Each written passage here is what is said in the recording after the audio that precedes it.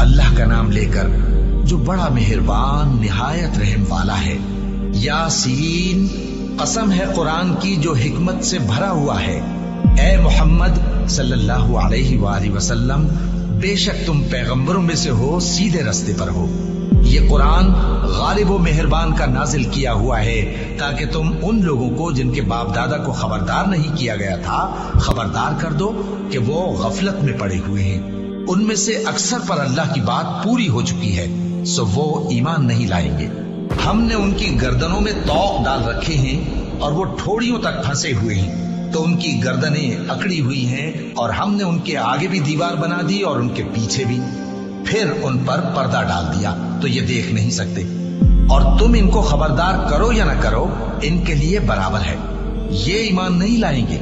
तुम तो सिर्फ उस शख्स को खबरदार कर सकते हो जो इस नसीहत यानी कुरान की पैरवी करे और रहमान से गायबाना डरे, सो उसको मगफिरत और बड़े सवाब की बिशारत सुना दो। बेशक हम मुर्दों को जिंदा करेंगे और जो कुछ वो आगे भेज चुके और जो उनके निशान पीछे रह गए हम उनको कलमबंद कर लेते हैं, और हर चीज को हमने किताब रोशन यानी लौह महफूज में लिख रखा है। और इनसे गांव वालों का किस्सा बयान करो जब उनके पास पैगंबर आए, यानी जब हमने उनकी तरफ 2 पैगंबर भेजे तो उन्होंने उनको झुटलाया, फिर हमने तीसरे से तक़वियत दी तो उन्होंने कहा कि हम तुम्हारी तरफ पैगंबर होकर आए हैं। वो बोले कि तुम और कुछ नहीं मगर हमारी तरह के आदमी हो और रहमान ने कोई चीज भी नाजिल नहीं की, तुम महज झूठ बोलते हो। उन्होंने कहा कि हमारा परवरदिगार जानता है कि हम तुम्हारी तरफ पैगाम देकर भेजे गए हैं और हमारे जिम्मे तो साफ साफ पैगाम पहुंचा देना है और बस। वो बोले कि हम तुमको अपने लिए मनहूस समझते हैं, अगर तुम बाज ना आओगे तो हम तुम्हें संसार कर देंगे और तुमको हमसे दुख देने वाला अजाब पहुंचेगा। उन्होंने कहा कि तुम्हारी नहूसत तुम्हारे साथ है, क्या इसलिए कि तुमको नसीहत की गई? नहीं, बल्कि तुम ऐसे लोग हो जो हद से तजावुज कर गए हो। और शहर के परले किनारे से एक आदमी दौड़ता हुआ आया, कहने लगा कि ऐ मेरी कौम, पैगंबरों के पीछे चलो, ऐसों के जो तुमसे सिला नहीं मांगते और वो सीधे रास्ते पर हैं। और मैं क्यों उस जात की परस्तिश न करूं जिसने मुझे पैदा किया और उसी की तरफ तुमको लौट कर जाना है? क्या मैं उसको छोड़कर औरों को माबूद बनाऊं कि अगर रहमान मुझे नुकसान पहुंचाना चाहे तो उनकी सिफारिश मुझे कुछ भी फायदा न दे सके और न वो मुझे छुड़ा ही सके?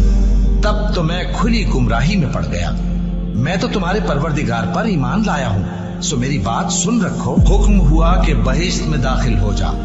बोला काश मेरी कौम को पता चल जाए कि मेरे रब ने मुझे बख्श दिया और मुझे इज्जत वालों में शामिल किया, और हमने उसके बाद उसकी कौम पर कोई लश्कर नहीं उतारा और न हम उतारने वाले थे।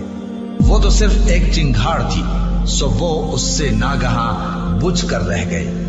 बंदों पर अफसोस कि उनके पास जब कोई पैगंबर आता तो वो उससे तमस्खुर जरूर करते। क्या उन्होंने नहीं देखा कि हमने उनसे पहले बहुत से लोगों को हलाक कर दिया था? अब वो उनकी तरफ लौट कर नहीं आएंगे और सब के सब हमारे रूबरू हाजिर किए जाएंगे। और एक निशानी इनके लिए जमीन मुर्दा है कि हमने इसको जिंदा किया और इसमें से अनाज उगाया, फिर ये इसमें से खाते हैं, और इसमें खजूरों और अंगूरों के बाग पैदा किए और इसमें चश्मे जारी कर दिए ताकि ये इन बागों के फल खाएं, और इनके हाथों ने तो इनको नहीं बनाया, तो फिर क्या ये शुक्र नहीं करते?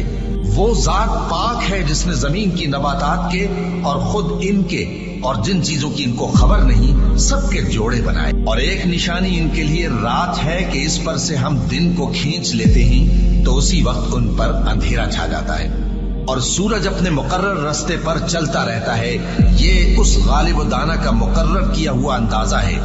और चांद की भी हमने मंजिलें मुकर्रर कर दी, यहाँ तक के घटते घटते खजूर की पुरानी शाख की तरह हो जाता है। न तो सूरज ही से ये हो सकता है कि चांद को जा पकड़े, और न रात ही दिन से पहले आ सकती है, और सब अपने अपने मदार में तैर रहे हैं। और एक निशानी इनके लिए ये है कि हमने इनकी औलाद को भरी हुई कश्ती में सवार किया और इनके लिए वैसी ही और चीजें पैदा की जिन पर ये सवार होते हैं। और अगर हम चाहें तो इनको गर्क कर दें, फिर न तो इनका कोई फरियाद रस हो और न इनको रिहाई मिले, मगर ये हमारी रहमत और एक मुद्दत तक के फायदे हैं। और जब इनसे कहा जाता है कि जो तुम्हारे आगे और जो तुम्हारे पीछे है उससे डरो ताकि तुम पर रहम किया जाए, اور ان کے پاس ان کے پروردگار کی طرف سے کوئی نشانی نہیں آتی مگر اس سے منہ پھیر لیتے ہیں۔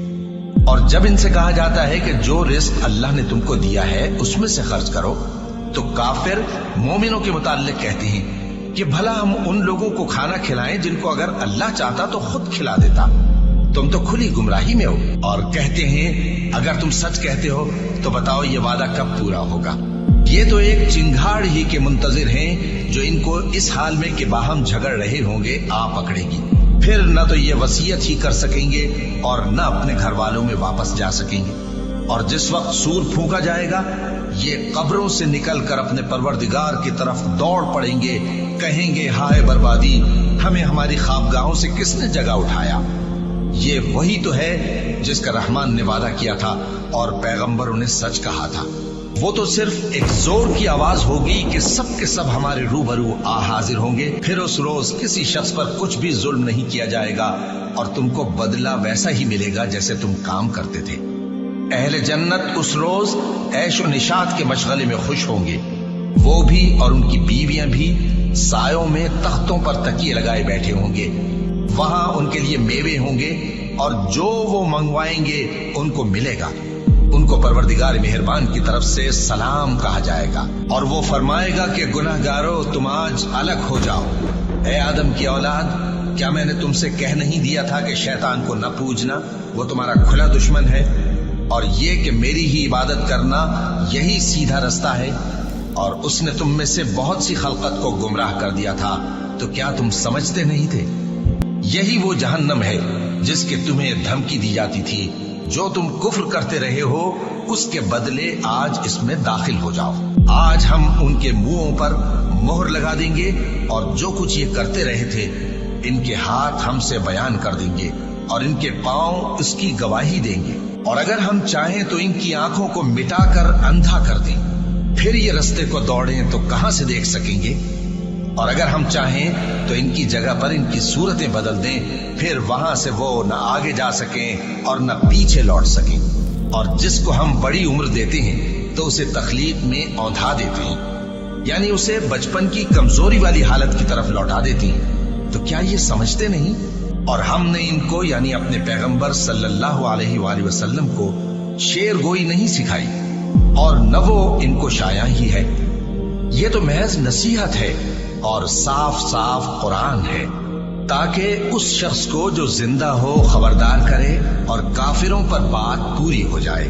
کیا انہوں نے نہیں دیکھا کہ جو چیزیں ہم نے اپنے ہاتھوں سے بنائی ان میں سے ہم نے ان کے لیے مویشی پیدا کر دیے اور یہ ان کے مالک ہیں، اور ان کو ان کے قابو میں کر دیا تو کوئی تو ان میں سے ان کی سواری ہے اور کسی کو یہ کھاتی، اور ان میں ان کے لیے اور فائدے اور پینے کی چیزیں ہیں، تو کیا یہ شکر نہیں کرتے؟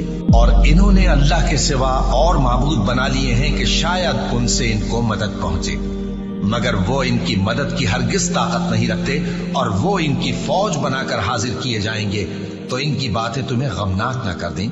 یہ جو کچھ چھپاتے اور جو کچھ ظاہر کرتے ہیں ہمیں سب معلوم ہے۔ کیا انسان نے نہیں دیکھا کہ ہم نے اس کو نطفے سے پیدا کیا، پھر وہ تڑاک پڑاک جھگڑنے لگا اور ہمارے بارے میں مثالیں بیان کرنے لگا اور اپنی پیدائش کو بھول گیا، کہنے لگا کہ جب ہڈیاں بوسیدہ ہو جائیں گی تو ان کو کون زندہ کرے گا؟ کہہ دو کہ ان کو وہ زندہ کرے گا جس نے ان کو پہلی بار پیدا کیا تھا، اور وہ ہر طرح کی تخلیق کو جانتا ہے، وہی جس نے تمہارے لیے سبز درخت سے آگ پیدا کی، پھر تم اس کی ٹہنیوں کو رگڑ کر ان سے آگ نکالتے ہو۔ بھلا جس نے آسمانوں اور زمین کو پیدا کیا، کیا وہ اس بات پر قادر نہیں کہ ان کو پھر ویسے ہی پیدا کر دے؟ کیوں نہیں؟ اور وہ تو سب کچھ پیدا کرنے والا کامل علم والا ہے۔ اس کی شان یہ ہے کہ جب وہ کسی چیز کا ارادہ کرتا ہے تو اس سے فرما دیتا ہے کہ ہو جا، تو وہ ہو جاتی ہے۔ وہ ذات پاک ہے جس کے ہاتھ میں ہر چیز کی حکومت ہے، اور اسی کی طرف تم کو لوٹ کر جانا ہے۔